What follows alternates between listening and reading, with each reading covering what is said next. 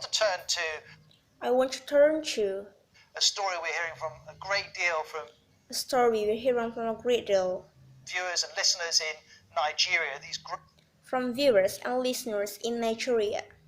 growing protests. This growing protest. Nigeria's head of police has now ordered his men to stop using force against protesters. Nigeria's head of police has now ordered his men to stop using force against protesters. He's also ordered the unconditional release of all those arrested. He's also ordered the unconditional release of all those arrested during the demonstrations.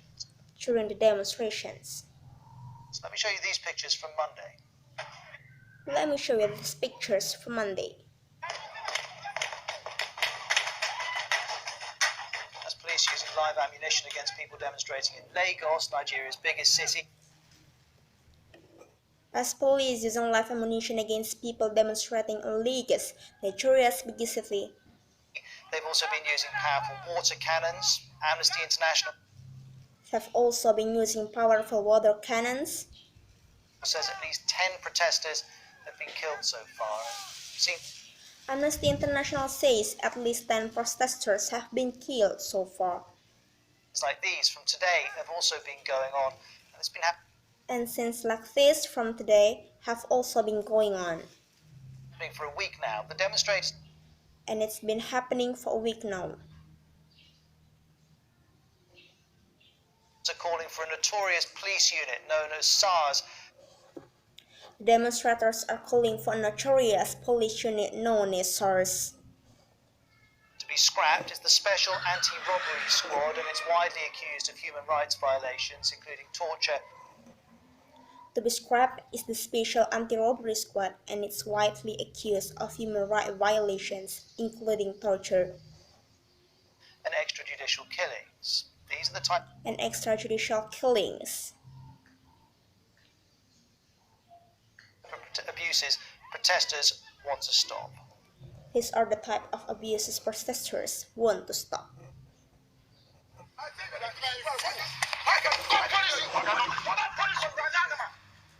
This is footage from 2014 showing a man being hit by armed policemen as they hurl abuse at him. This is footage from 2014 showing a man being hit by armed policemen as they hurl abuse at him. There are also claims of daily persecution of ordinary Nigerians. There are also claims of daily persecution of ordinary Nigerians. Young people in particular say they're routinely harassed by SARS. Young people in particular say they are routinely harassed by SARS. And allegedly extorted for money too. Allegedly extorted for money too.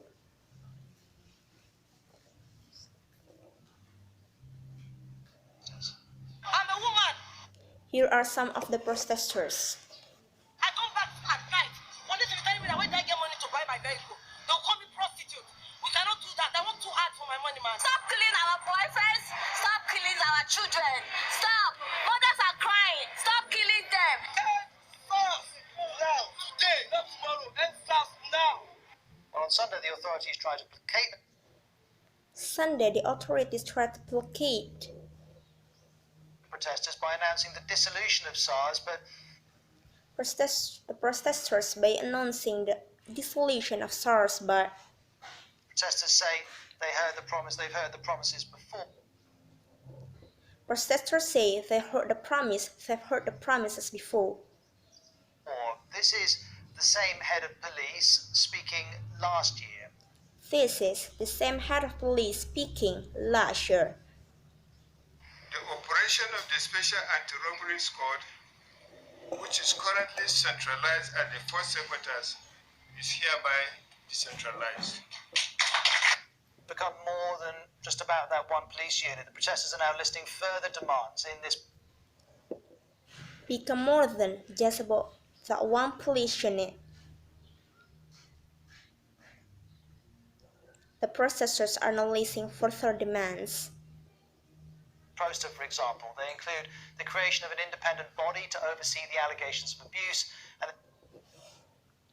In this poster, for example, they include the creation of an independent body to oversee the allegation of abuse. They say until all of their demands are met, the unrest, the protests, And they say until all of their demands are met, the unrest protests will continue. will continue. Well, let's hear from Ruth Onofan in Lagos. She's with the Clean Foundation that promotes police reform in Nigeria.